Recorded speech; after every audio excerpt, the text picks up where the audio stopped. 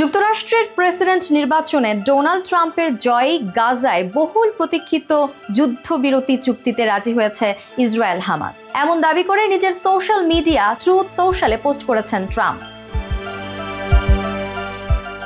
লেখেন, গত নভেম্বরে প্রেসিডেন্ট নির্বাচনে তার ঐতিহাসিক বিজয়ের ফলেই এ চুক্তি সম্পূর্ণ হয়েছে। জয়ের মাধ্যমে বিশ্বের শান্তি প্রতিষ্ঠার সংকেত দিয়েছে ট্রাম্প প্রশাসন।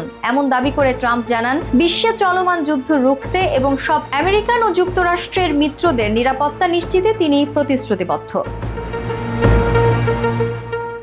গাজায় যুদ্ধবিরতি চুক্তিতে স্বাগত জানিয়ে ট্রাম্প জানান, মধ্যপ্রাচ্যে বিশেষ দূত হিসেবে স্টিভ উইটকফকে নিযুক্ত করেছেন তিনি। স্টিভ ও জাতীয় নিরাপত্তা দল ইসরায়েল ও যুক্তরাষ্ট্রের মিত্রদের সঙ্গে ঘনিষ্ঠভাবে কাজ চালিয়ে যাবে বলেও নিশ্চিত করেন ট্রাম্প।